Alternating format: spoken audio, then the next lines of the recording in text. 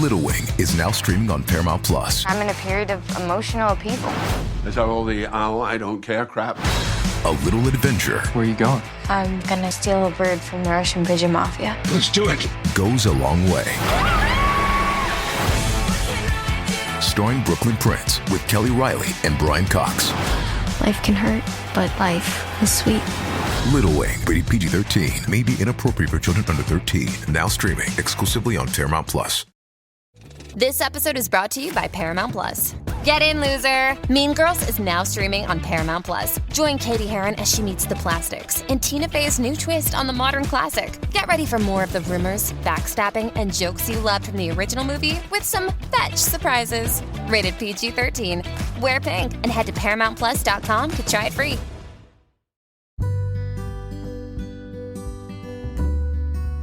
Hello and welcome to the Plant School podcast. I'm Rachel Tenney, and here we learn all about plants, how they work, how to care for them, and it's all taught in a way that anyone from beginner to expert can listen to, understand, and enjoy. So I hope that you will join me in Plant School. Hello and welcome to the Plant School podcast. I am so excited for today's episode. Before I jump into my recorded interview that I have with my friend, Danelle Stetler, I wanted to quickly announce our 2 giveaway winners. And if you are new here, this giveaway happens every single episode, which makes it a lot of fun. All you have to do to enter is either leave a review on Apple Podcasts, or if you're listening on Spotify, there's a little question below this episode, and if you answer that, you are entered in on Spotify. So either Apple or Spotify, those are my 2 main platforms that you as my listeners are on, and I'm trying to cater to both of those. So for this episode's winner, let's start with Spotify. Last episode, I asked you guys, do you use grow lights in your home? I got a lot of answers. It was so interesting going through and reading them. Thank you to everyone that responded. And our winner for today is Liliana Sagasser. Forgive me if I mispronounced your last name, Liliana, but she said, I started using fluorescent lights for propagating and seed starting. I've been waiting for grow lights for my houseplants because I didn't know what to buy. Thank you for this episode. Now I know. Thank you, Liliana, for responding on Spotify. If you want to email me, it's tennyplants@gmail.com. TENNEY plants. Just shoot me an email and I will get you set up with your free plant. And while I move over to Apple Podcasts, these free plants that are supplied are from a local greenhouse to me. They are new into the e-commerce world of selling houseplants, and you are more than welcome to check them out. It's onlinegardencenter.store. They have a lot of really fun houseplants. If you want to support a small local business, this is a great way to do so, and they are always adding things to their store. So go check them out, onlinegardencenter.store. All right, so over on Apple Podcasts, someone who has left a review over there is M. Hondo. They said, Hi Rachel, I really enjoy listening to your podcasts and you have great information on the plants you cover. I've recommended your podcast to some of my friends that I've given cuttings to, and they are inspired to build a relationship with plants as well. You have a really calming voice presence, and it's nice to listen to driving through the hustle and bustle of the big city during my morning commute. Thanks for sharing your plant knowledge with us all. Thank you so much for that sweet review. If that was you, M-Hondo, go ahead and email me at tinnyplants@gmail.com and I'll get you set up with your free plant. And if you want to win on the next episode, they come out every 2 weeks. I'm a mom, I'm quite busy, and so every other week is as often that I can do these episodes. So if you want to win on the next episode, answer the question on Spotify if that's where you're listening, or if you're on Apple Podcasts, just leave a short review and you could win a free plant from onlinegardencenter.store. All right, let's get into today's episode. Again, I'm so excited. This is someone I've known for a while from school. She does freelance landscape design, and it's been a conversation that I've been wanting to have for the longest time with her. I have a lot of you listeners that are in school, or maybe you're thinking about trying these jobs. I had a lot of response to the interview I did with the nursery owner. A lot of you were really interested in maybe starting your own nursery one day. And that kind of inspired me to maybe try and interview more professionals in the green world so that you, who obviously has a passion for plants and the green world, can see these different opportunities, maybe explore some of them if they sound interesting to you. So for today's episode, I hope you guys really enjoy learning about all it takes and what goes into being a freelance landscape designer. All right, we are here with my good friend, Danelle Stetler. I'm so excited for this interview today. There was a lot of work that went into it. Me and Danelle were talking about how it's just so hard to get our schedules as moms to line up. And so I'm just so excited that this is happening and we get to chat. And Danelle, could you go ahead and briefly introduce yourself and what you do? Yes. I live in Provo, Utah, and my family, we have 2 kids. My husband works full time at BYU, and I'm at home with the kids. But of course, I want something that's mine to do. So I started my landscape design business about 4 years ago, and I offer full landscape plans. So what that is basically what you're going to do with your yard to scale, all the plants you need, all the hardscapes that you want, and the dimensions of everything. Yeah, I draw that out for you, and then you can hand it off to a contractor, or you can follow that design yourself and install it by yourself. And then I also sometimes just do consultations. So people can just have me come over and we just walk through their yard and I just answer any questions they have. And yeah, that's basically what I do. It's like a dream job because I've dabbled a little bit in doing freelance landscape design, nothing on your level. I think you're very talented. Anybody that comes to me, I send them to you. But yeah, there's a lot that goes into it. There's so much plant knowledge, of course, like just having that base and landscaping knowledge. Also, just one thing for me, and we'll talk about this later, but just like being confident in telling people a price. That was something that was so hard for me. I would undersell myself so much. And so, how did you get involved in the first place? Just in the world of plants, why did you want to go into this industry and where did that really start for you? So looking back on my childhood and the things that I was really interested in, I was always so fascinated with like sunsets and the moon and beautiful mountains. I mean, I grew up here in Utah, so like I was surrounded by so much beauty. But like I always just loved that part of life and the little things that you can notice in those little God's creations and all those things. So when I went off to college, I had no idea what I was going to study. It was like one of those things where I'm going and we're just going to figure it out as we go. But I was like doing so much research on so many different majors and I came across landscape management. I think now it's called plant and landscape systems, but I was so interested in it because it went over so many different things. Obviously plants and some design stuff and some business side of things. So I decided to just like go for it. Even though at that time in my life, I was like, there's no way I'm going to own a landscape company. That's like the last thing I want to do. But I loved it. So that's how I got kind of into that direction. And that's where we connected. If you listeners have like listened Yes. to my episode where I talked about how I started this podcast, that was my major. That's how Danelle and I met. I think for the longest time, I Yes. kept calling you Danielle, and I still think about that sometimes. I don't know if you get that a lot, but I do, and it's so bad. Like, I should be, like, correcting people, but sometimes I'm just so used to it that I yeah, just I don't forget. think you corrected me. You Yes. were just so nice about it. But yeah, with your major, did everyone ask you as you were Mhm. getting into it, are you going to be a landscaper? Yeah, basically. Well, when I told them what I was majoring in, they were like, "So, are you gonna have a landscaping business?" I was like, "I don't know. Yeah, We'll yeah. see." I mean, in college, I really liked the idea of being a landscape designer, but, like, sometimes, like, the professors would just say, like, "Oh, that's not gonna make anyone money. It's, like, the lesser of the professions." I don't know why, I just got that vibe from them. So, coming out of college, I wasn't really thinking I'd do Hmm. that. Yeah, I would love to know, like, what made you decide to get into landscape design?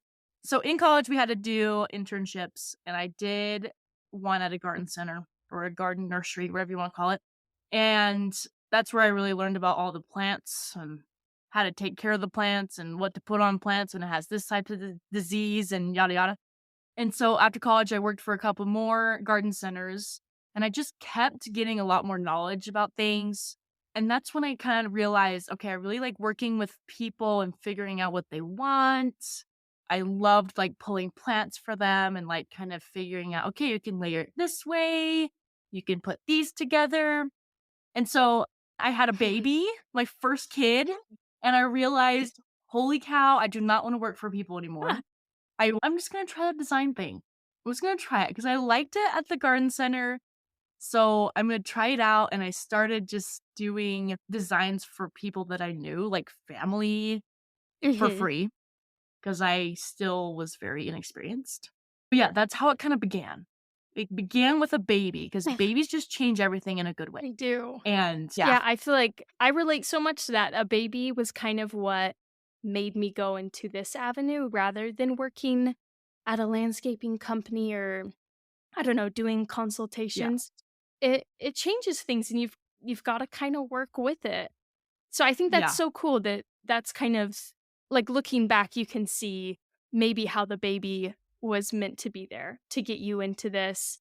So like it was. from that, how did you go about creating your own freelance design business?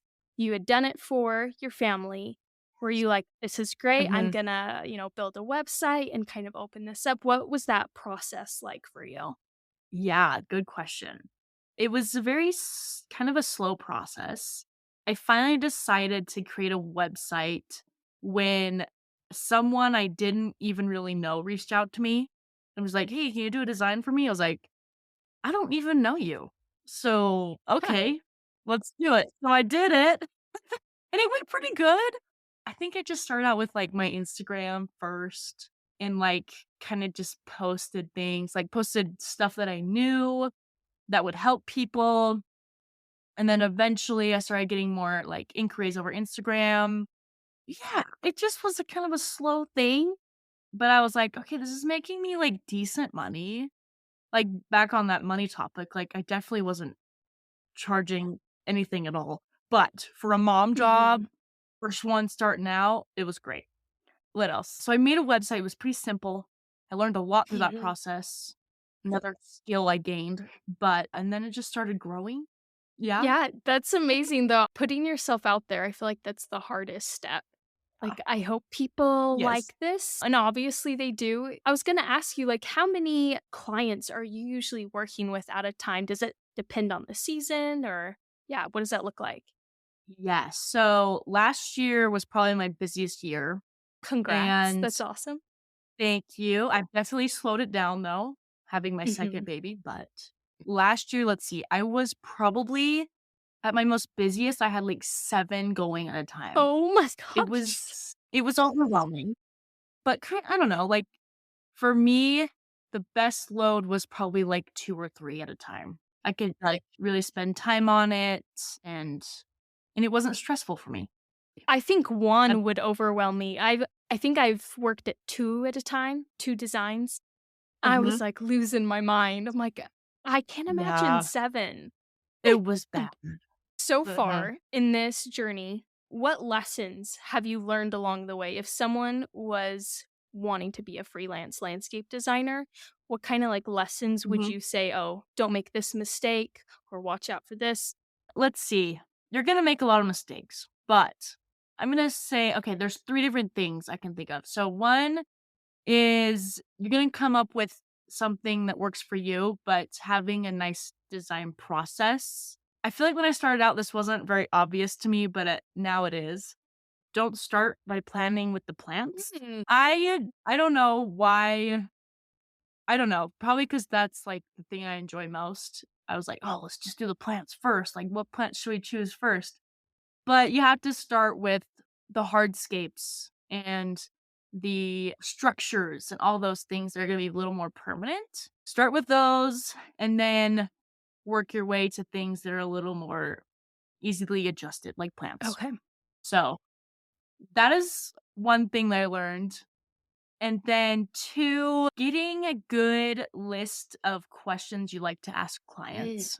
So I think this took me a while to figure out like what to ask them in order to like really get a good design for them. Like some examples of some of my favorite questions are like, let's see, what is your biggest pain point in your landscape right now? Or what is your biggest priority? Another one is what gets you outside? Like, and that can be anything. Like, is it hikes? Is it playing on the water? Is it just feeling the sun? Just getting an idea of why they come outside. How do they see themselves using this outdoor space? Stuff like that. Get a nice list of questions you like to ask people to help you figure out what's going to be best for them. And then the other thing I learned is how to better communicate the design on paper. This took a lot of trial and error, not gonna lie.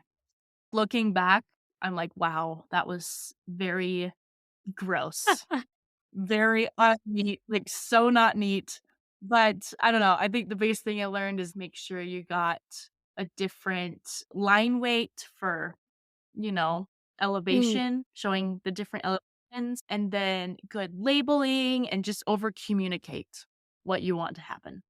So those are the three big things that I made big mistakes on, but now is better for Yeah, me. when you design, did you start off with hand drawn or were you all digital?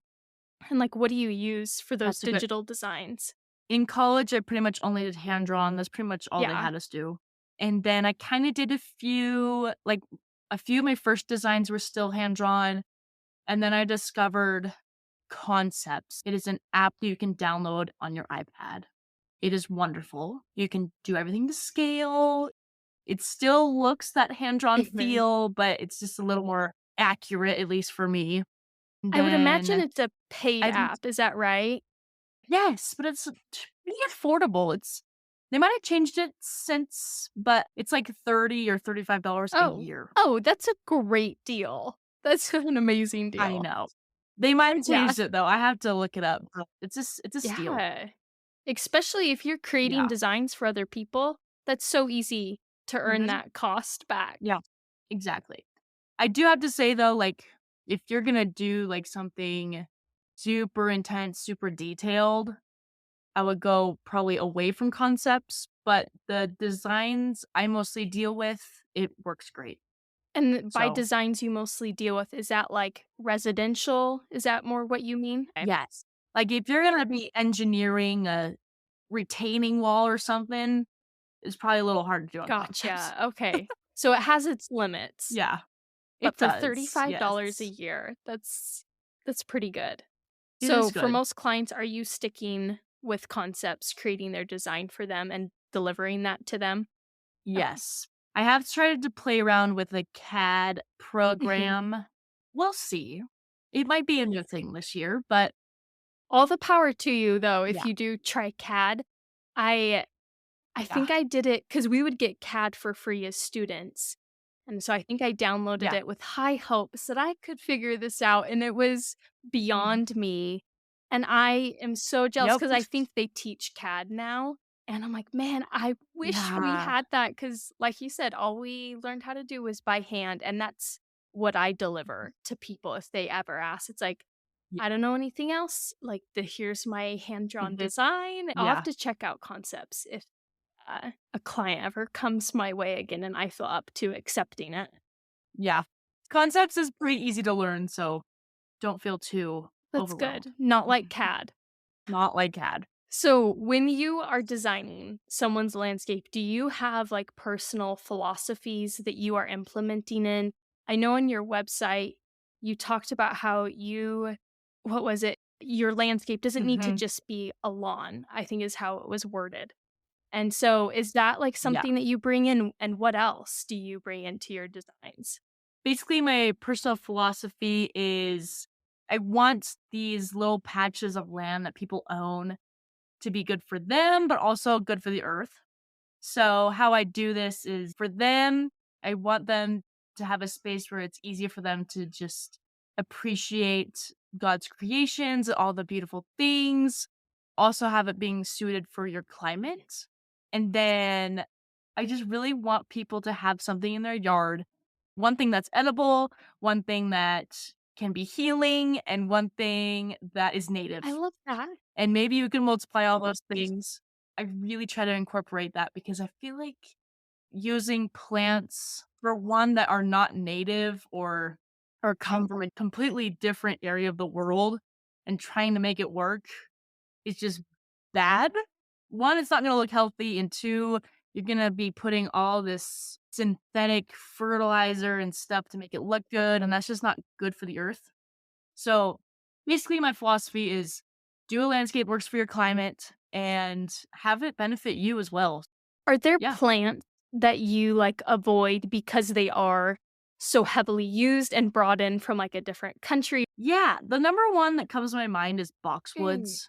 These are super popular because they're evergreen and they're cute and whatnot, but you just find that they're just gonna die on you randomly, and then you got like this awesome hedge, but then one dies, and then your hedge isn't so Yeah, you got a awesome. big old yellow spot. Exactly. Yeah, and then another one is like arborvitaes. They will also die on you randomly.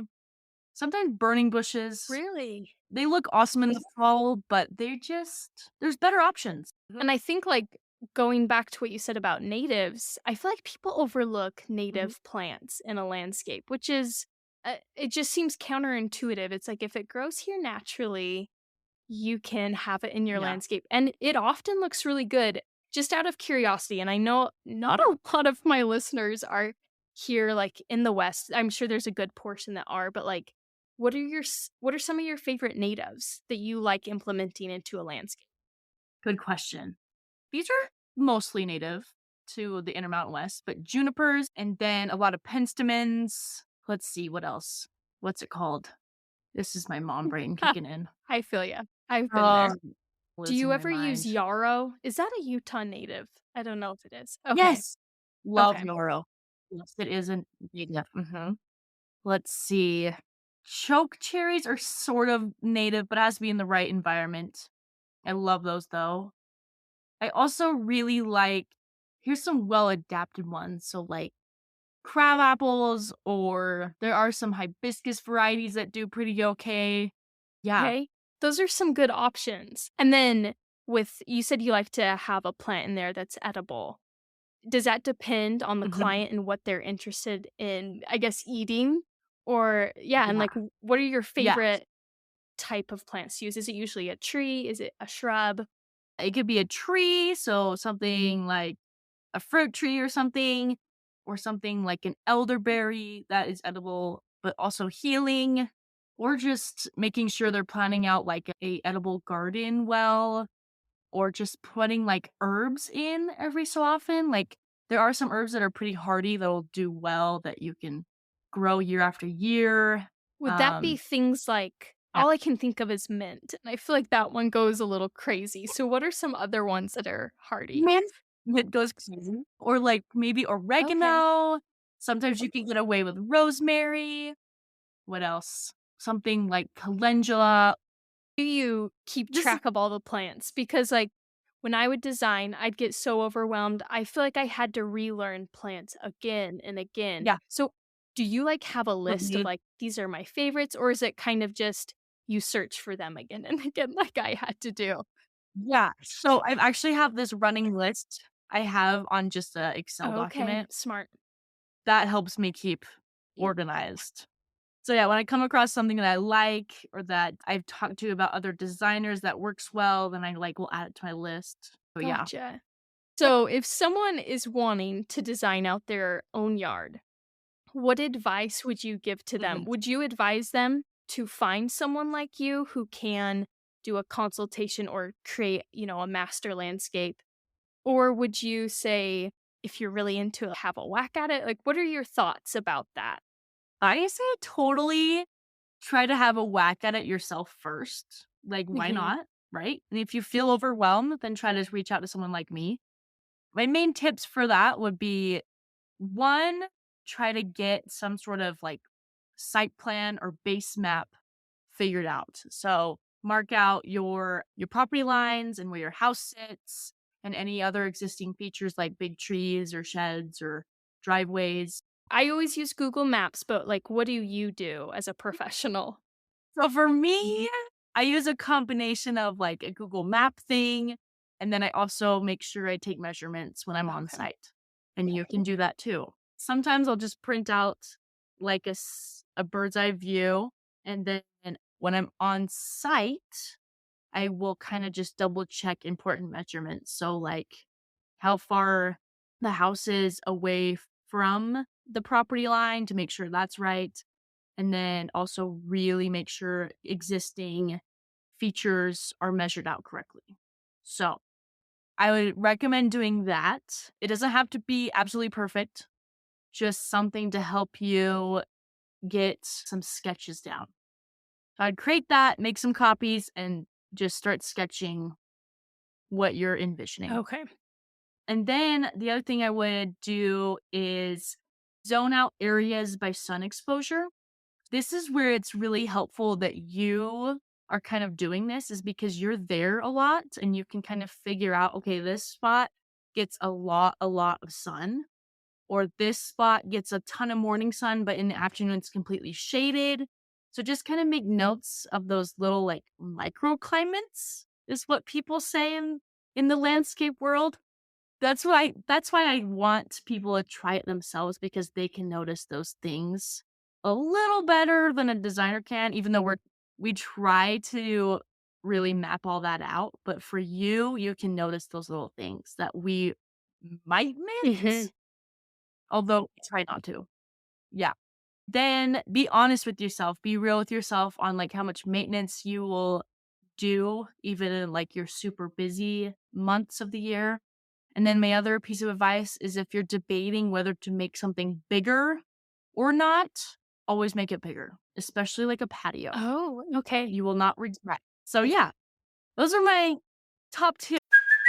Hey, it's Kaylee Cuoco for Priceline. Ready to go to your happy place for a happy price? Well, why didn't you say so? Just download the Priceline app right now and save up to 60% on hotels. So whether it's Cousin Kevin's Kazoo Concert in Kansas City, go Kevin, or Becky's Bachelorette Bash in Bermuda, you never have to miss a trip ever again. So download the Priceline app today. Your savings are waiting. Go to your happy place for a happy price. Go to your happy price, Priceline.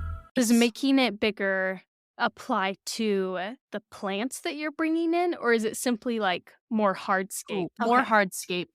That was a good question. Good clarification.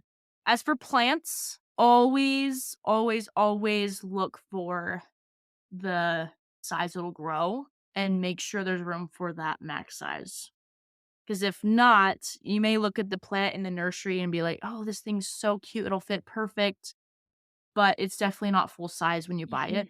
I think a lot of people, that's where they run into problems with plants, is they think it's going to be smaller than it really will be in like 3-4 years. And then they're stuck pruning it back all the time and they hate their life. Yeah, So it's growing into the side of their house. Yeah, that's a good point. Good Exactly. thing to think about. And would you ever advise someone, because this is like a personal question, I'm debating if it's worth it to start some landscaping plants by seed. I think it depends on the type of plant. So like perennials, I think starting from seed is a totally great option if you're willing to put in that patience and that daily work for it. I had a client that's doing it and she's doing a great job with it. What is she growing? As for Do like you know? she's doing like a bunch of yarrow and penstemon and sedums, I Okay. think, and some other fun perennials. So, and she's doing a good Yeah. job with it. So, but as for like shrubs and trees, I would probably just go to a Okay. nursery. That's a good distinction. I was looking at yarrow, lavender, trying to think if there are other ones. Yeah. And I was like, I don't know if I'm going to be able to do this, but I don't know. Lavender might be tough to start from Yeah. seed. As I was researching it, it's like But you need to do cold stratification and all this stuff. I'm like, oh, I don't know. I don't know about this one. Okay, is there any other advice? Is there anything else that you would advise if someone was wanting to, design their own landscape? Yeah. Let's see. I have Okay. one more thing. In choosing plants, one, zoning out your sun exposure is really going to help you with plant selection because plants take certain, like, different amounts of sunlight. The other thing is I would strongly advise to stick to some sort of color palette and use a lot of repetition of those plants. Things get a little crazy if you start bringing in like one of each type of plant. It just looks busy for the Mhm. eye. If you find a plant that does super well in your yard, like plant like 5 other ones because it's gonna look awesome that Do way. you have like a number of like this is a reasonable amount of plants to repeat in your yard? That's a good question. I haven't really counted.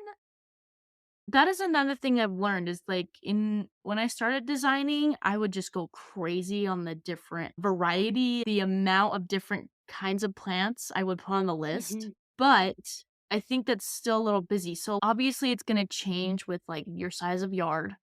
But for the average American yard, I would probably go for like maybe 3 different types of trees if you're lucky, and then 3 to 5 different types of shrubs, and then as for This one's perennials, hard because I feel like this it's is the fun part. plus you have to think of, like, the different bloom Mm. times. This is gonna be definitely a bigger number, like 15. Okay.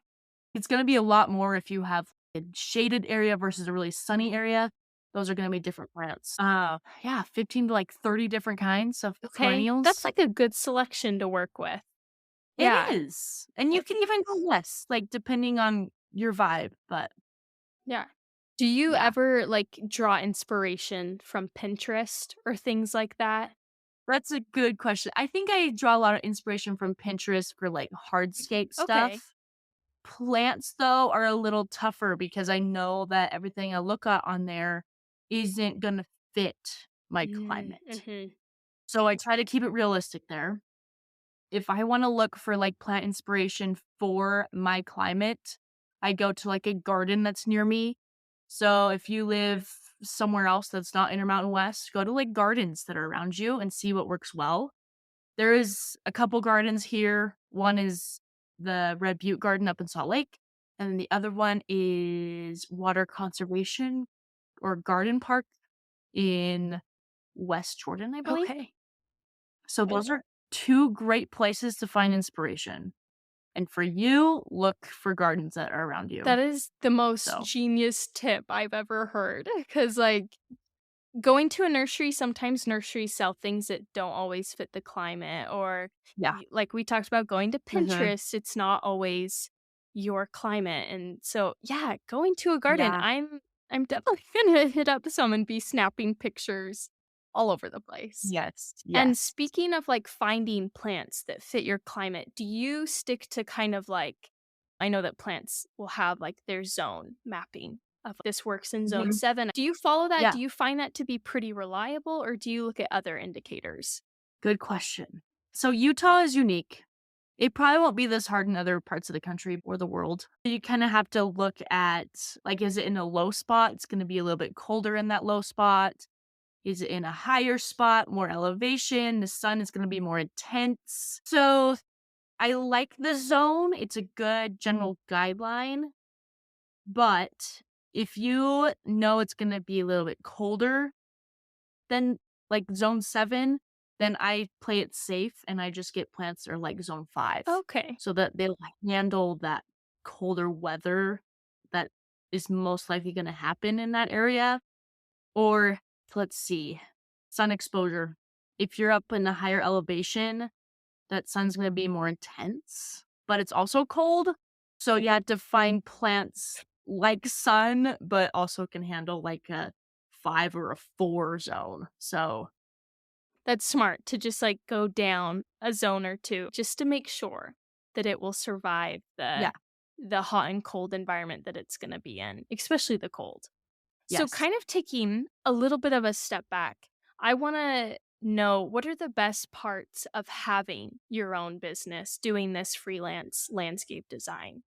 One is we kind of talked about this earlier, but like I can stick to my philosophy a little easier instead of working for someone who's just trying to get as much sales as they can, if that's their Mhm. thing. So I can take on the clients that fit me best and like we have the similar goals. But also like if I need to take my kids to like something, it's easy for me to. It's more flexibility. Have you ever told a Yeah. client no before because they don't really fit with your philosophy of how you design? It kind of works out Okay. itself because I have them go through like a questionnaire at the beginning and I ask on there, okay, is water conservation important to you? If it's not, then I think they kind of get a clue Mm. and then they just quiet themselves. So yeah, I think it kind of works out itself. And plus, I really gear like my, I don't know, marketing to like the people that I want to work with. And so it kind of just like the people that want to work with me just reach out, you So know? you're putting out what So you wanna attract, and it has worked out that way for you. yeah, That's I, nice. yes, it's What are nice. and I, like, don't wanna focus too much on the negative, but what are, like, the harder parts of having your own business? Are there hiccups that you've run into? You're like, "Man, this is a little bit difficult." Yeah, it's a couple things. One is sometimes when I'm stuck on something, I feel like very alone. And sometimes I'm not sure who to reach out Mm. to like figure it out. A lot of that is like specific to my field is like, okay, what are the costs of certain things? I don't That know, is you know? hard. So sometimes that's kind of hard to figure out. The other thing is with this increased flexibility, sometimes I'm stuck putting in long nighttime hours to finish some things. That's kind of sucky. And then the other one, let's see. I think just figuring out the little business things. Like I have taxes to Mm. do. I am not looking forward to that. Yeah. Oh, Yeah, that part is not fun. I definitely agree. So, a question with that is like when you do have questions, have you found anyone to go to? Because I know, like, I don't know, I follow quite a few designers just like on Instagram because I'm so inspired by their work. Do you ever like reach out to them of like, hey, what do you do with this? Or, yeah, are you just kind of figuring it out on your own still?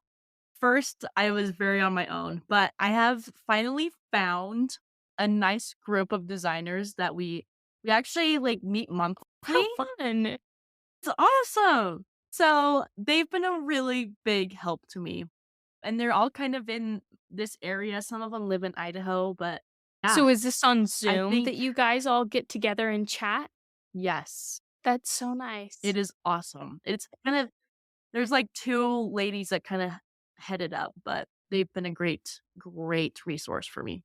That's such a good idea to surround yourself with that community. I think in any avenue, whether it's business, Mhm. motherhood, whatever you're into, having people to bounce ideas off of or like come up, Yeah. talk about problems and come up with solutions with. I'm so glad that you found that group for you that you guys can talk about that. Okay, so I have quite a few people that listen to this podcast who they are in our shoes that we were in a few years ago, being in school, like horticultural school, and wanting to figure out what kind of job they're wanting to get to. So, if someone that's listening was interested in being a freelance landscape designer, maybe they want to have kids one day, and so this sounds really intriguing for them. What advice would you give to them on getting started? Yeah. Well, if you're in school, learn as much as you can, take as many learning opportunities as you can. One thing I kind of regret not doing is working for an actual landscape company at some point. I did not do Me that. neither. I wish I would have. So, yeah, take that opportunity if you have it. And then the other thing is take a lot of plant classes. I mean, there are so many cool resources these days, like with local scapes and just other classes being held Master around. gardeners, I feel like, is another great one. There's a lot of those. Take those classes, learn design graphics. That's like so fun anyway. Attend like home and garden shows, get to know some people. And then, yeah, like we were kind of mentioning earlier, like get that group of people that you can ask questions. And if you do want to be a designer, reach out to designers. We are so excited to like help other designers because we know we can't do it all. So having those relationships to kind of ask questions to, and also like, hey, here's a project for you to take on. We would do that a lot. So yeah. Speaking of that, if someone did want to reach out to you and ask you questions, what are like your socials? What's your website where people can find out more about you and how to get in contact with you? Yeah. So on Instagram, I am at planapatch, PLAN hyphen. What is that I called? think it's a hyphen. Yeah, I think you're right. Yeah, hyphen a hyphen patch. And then my website is also planapatch.com. So that's where you can find me. Perfect. You might have people coming to you with questions because I think you're a great resource because I wish this is something I knew more about. And so you've had a lot of great advice that like my wheels are spinning how to help my yard. Good. But thank you so Yeah. much, Danelle, for coming on. It's been an absolute pleasure talking with you, picking your brain. I find it immensely valuable to hear from you and what you've been doing with your own business. And so, yeah, thank you so much for coming on. Thank you so much for being here and for listening to the Plant School podcast. I hope that you will join me for our next episode. And if you would like to support this podcast and keep it going, there's a link down in the show notes of this episode where you can donate to this podcast. And I really appreciate all that help. Or you can go to my merch store, which is also linked in the notes of this episode. And you can find some really cool plant-related shirts and stickers. And if you want to support the podcast but spend no money, feel free to share it with a friend, leave a review. All these things greatly help me out and allow me to keep doing this. Again, thank you so much for listening and for being here at the Plant School podcast.